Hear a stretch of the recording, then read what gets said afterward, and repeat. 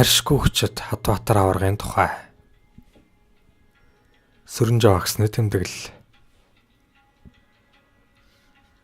Харшгүй хүчит хатаа минь биднээсээ нэгэнд халин одон штэ. Чи минь борхтын найртал өргөцсөн болов. Учир нь чам шиг хүүхдийнхээрээ гин зайлган хүн тэмчиг олонгүй үзээ. Сүнсийг чинь ямагт ариух нард цөөлнөм. Ингэхэд би ямархан учрал тавилангаар Хатбаатар гэдэг хүнтэй холбоотой болсон билээ.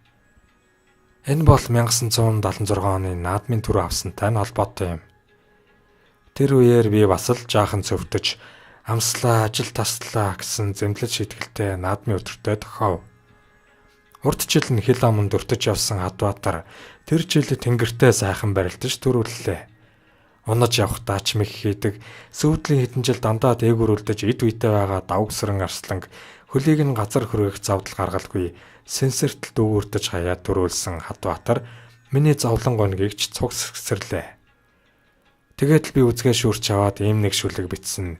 Эдүгээ сар өдөртөөгөө түүх болон үлдсэнийг ууган харнаар горон толилуулъя.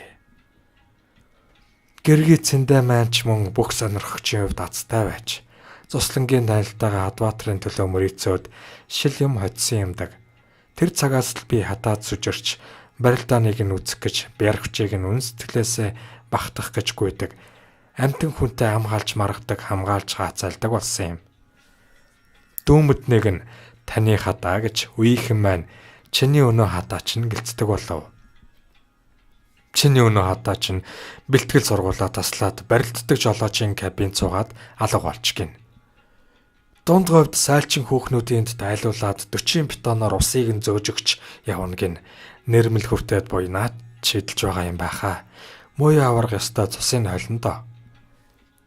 Хөөе, чиний өнөх хатаа чинь Монголын хамгийн том, хамгийн жижиг одоо хоёр хүн найзалж явна гэд мах комбинатын энд архитаж Бадарчигаа согтхоор нь сугандаа авчуулаад явж байна гин гэлцэх. Нэг дайралтах нэ хуучин өндөр хошооны хажууд савхин цам зөмсчихсэн нэг сайхан царайцтай явна. Би цэрэн ахад ёстой их баярлсан шүү. Намайг модонд явж байхад цэрэн аваргыг хэлж буй юм. 5 бетонд дүүрэн түүхийн өрөмтэй эргэж очиод би нэг гиз гарсан шүү гэж хүүхд шиг хөөрн ярьлаа. Нэг хэсэг тэр үнэхээр хинж дийлэхэргүй хүчтэй гялцаж явлаа. Ямар сайн даал. Хатаатай халуун сэрэг салхин дээр нь барилдаж болохгүй. Амьсгаан дээр гарч цээжин түхэлцээд хамран сарталцаад ирвэл зүгээр барьж аваад шидчихнэ. Тэгэхээр холхон очиж үрж шаваад нэлээд зогтааж сэтгэлийн хөөрлийг дарагдтал алмааруулах хэрэгтэй. Тэгээд эргэж ирээд өөрөхөд өмнөө олчихсан байдаг юм. Тэгсэн цагт юухан хийхнээр унгаж болно гэж тооцоолж байх вдэ. Нэрэл хүүхд шиг амтан байсан да. Хайчхаад туг тойрж явахдаа хэн намайг харж байгаа бол гэсэн шиг ийш тийшээ хараачлан дэвж явах.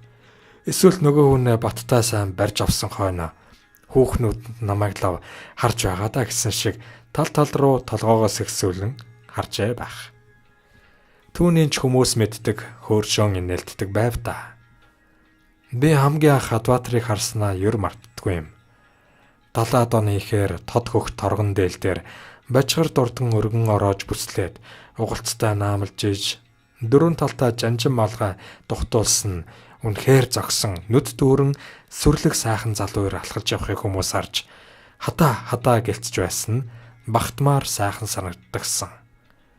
Тэр цагт одоогийнхныг бодвол дээл бараг өмсдөггүй байсан болоод ч тэрүү энэ дүр зураг сэтгэлд минь их тод үлдсэн юм. 1989 оны үеэр телевизийн урилгаар бүхий цуврал нэвтрүүлэг хөтөлж байв. Хатбаатар мөн л аавын сууж байсан цаг. Мөнгөн Арслангийнд очиж бичлэг хийгээд Чойжл сүрэн Арслангаас ярьслага зураг авах гэж налаахт очлоо. Тэндээс Манти хорих нэг л ойрхон санагдаад болдоггүй. Үндэ бол 80 км газар л та. Хатаа руу нэг ухс хийгээд ирвэл яасан юм бэ гэж найруулагч Бадруугандаа хэлсэн чинь зөвшөөрч байна. Налаахаас нэг ууд дүүрэн идэж уух юм аваад гарч өглөө. Зам зураа яаж шүү зурагт оруулж олон төмөтөнд хүргэдэг юм блэ гэж санааширч явлаа. Тэр цагт юм хуучнараа тэр дундаа зурагт телевизээр шоронгийн хүнийг үзүүлж байгаагүй цаг үлээ. Гагцхөө өөрийнхөө болоод бусдынхаа нэр нүр арга ухаанд л найдаж явсан хэрэг. Майнтад очиход Хадаам нь учиргүй баярлаж сэтгэл нь хөдлөлөө. Тэгэхэд ёстой сайхан ухаантай үг үнэн сэтгэлээсээ хэлснийг нь дуу дүрстэй цуг бичиж авлаа. Ууттай юм бариад тор татсан хашаа руу явж байгаа Хадбаатарын дүр зургийг хэлсэн үгтэй цуг үзэгчд сайн санаж байгаа баха. Машинаасаа нэг эргэж харах нэ. Хадаагийн минь гар ууттай амныхаа ам руу явж байгаа үзэгдэхэд өрөвдөгч шиг болж үлээ. Гарт нь хэрв аргийн хурц таарахгүй болохоор эвдэрсэн машины хаалгаар аврах том хурц хийж өгөхөд ажиллахыг өстө үзүүлээд өгсөн гэж хорхийн дарга бидэнд ярьж байсан бэлээ. Түргэн тэндээс гарч барилдсан гэсэндээ л тэр шүү дээ. 1990 онд ардын их хурлын депутат болонгуудаа би ч бас тэр тухай бодол болж явлаа л да. Тэгээд анх дугаар хуралдааны үеэр ерөнхийлөгчийн анхны өршөөлийн зарлагт багтаах санаатай Хадбаатарыг шоронгоос суллуулах хүсэлт гаргалаа. Хэлсэн үгэндээ давс хожир нэмж хүч оруулах санаатай хөдөөгийн хүний хошуу хавчуулчихсан чинь гай боллоо. Энэ танхим зохиолчд биднийг шиг шог үг мэдэрч баясдаггүй танхим байсныг ултаа бодсонгүй. Эхлээд Овс аймгаас сонгогдсон депутат бүсгүй баасан жав шүүмжилж эмэгтэйчүүдийн хорооны дарга байсан мөнхөөч ихэд дэмжингүй. Баахан яриа шуугаан болж би хөлцөл өчж байж сүүл тийшээ арай айдуу болсон хэдий ч депутатаас огцруулт таарна гэсэн тойргийн сонгогчийн аягтай зэмлэл төрийн хэвлэлд гарч бас нэг хүүхэн би уг нь таны оронд сүх эрднийг л сонгох байсан юм. Та дэмий юм хэллээ гэж утсаараа ашлав. Тэгээд л Хадбаатарыг тавих суллах тухай яриа нэг хэсэгтээ замхарч тэр зуны наадам Чингисийн дан шиг өнгөрөв. Өө тэр чин ахаад арих уучсан гэх чинь үлээ гэж хэлэх бөхчүүлж хаяа таарлав. Бас ч ортой л үгэлтэй. Гутарсандаа тэр үстэй гişүү юм бодож явлаа. Ерөнхийлөгчийн иргэний зөвлөлийн гишүүний хуваар энэ төртэй уулзчил явлаа. Сэрэдо гэдэг бүх сонирхогч байсгийгээд л Хадааг ер нь гарах нь яах нь вэ гэж уцтдаг байв. Дараа жилийн хавраас заав эзнэг амтан хүн анзаарахгүй цагаар нь тавиулж үзье эгэлцэх болов. Тэгээд хаврын нэг 90 өдөр Хадаа маань нарсны биш нарны хүн боллоо. Засгийн газрын ордны хаахын байдаг тусгай байранд их хурлын зарим ажилтны хамт бид баяр хөөр болон Хадбаатарыгаа хүлээн авч захиас сургаал айлтав. Тэнд өнөөх найз Бацаан Бадарчин ч бас ирсэн байлаа. Гарч ирсэн даруйда баг барилдаанд нэг төрүүлж нэг үзүүрлэж аваал ирмүүхэн байсан да. Хадаагийн сүүлчийн өдрүүдийг сэтгэлдээ нэг халай.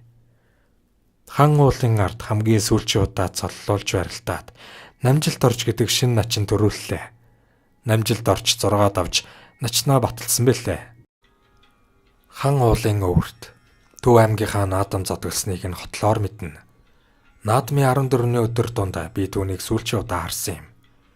Нутгийнхаа шин зан баяр сайханд талархал илэрхийлэх санаатай бөхчүүд дундуур орж автал баян мөнх аврах тайралдаад энэ хүнийг юм ярьж байг, намайг барилдж байг гэж бурхан нааш нь явуулсан юм гэж хажуудах улсдаа хэлж байлаа.